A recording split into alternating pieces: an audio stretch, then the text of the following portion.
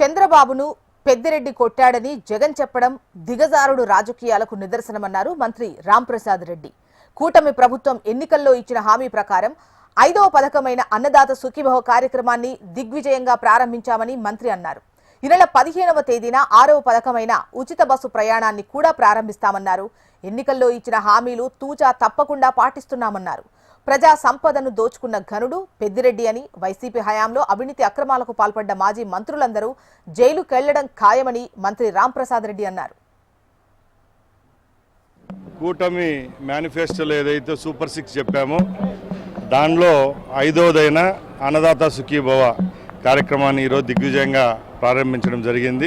అలాగే ఈ నెల 15వ తారీఖున 6వదైన మహిళలకు ఉచిత బస్సు కూడా ఇచ్చేదానికి ప్రభుత్వం సిద్ధంగా ఉంది.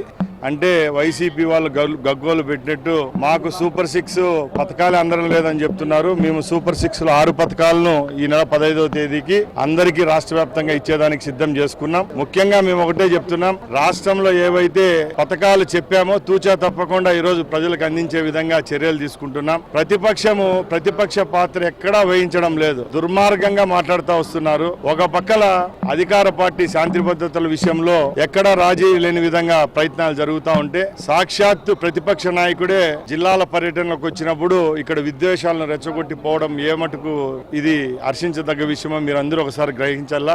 నిన్నలా మొన్న నెల్లూరుకు రావడం, అక్కడ ఒక మహిళా ఎమ్మెల్యేను ఏదైతే చెడ్డగా మాట్లాడిన ఒక మాజీ మంత్రిని వెనుకేసుకొని వస్తూ వాళ్ళ ఇంటికి వచ్చి ఆతిథ్యం స్వీకరించిపోవడం ఇదేమన్నా ఈ ప్రజాస్వామ్యంలో సబబా అని మేము అడుగుతున్నాం. మేము ఒకటే చెప్తున్నాం, ఈ రోజుకి రైతుల పక్షాన ఎప్పుడు నిలవలేదు జగన్మోహన్ రెడ్డి, కార్మికుల పక్షాన అసలే లేడు. పేద ప్రజలకు పథకాలు అందిస్తా అంటే దానిలను కూడా యథేచ్ఛగా ఏ నోటికి వస్తే ఏదొస్తే అది మాట్లాడుతున్నాడు.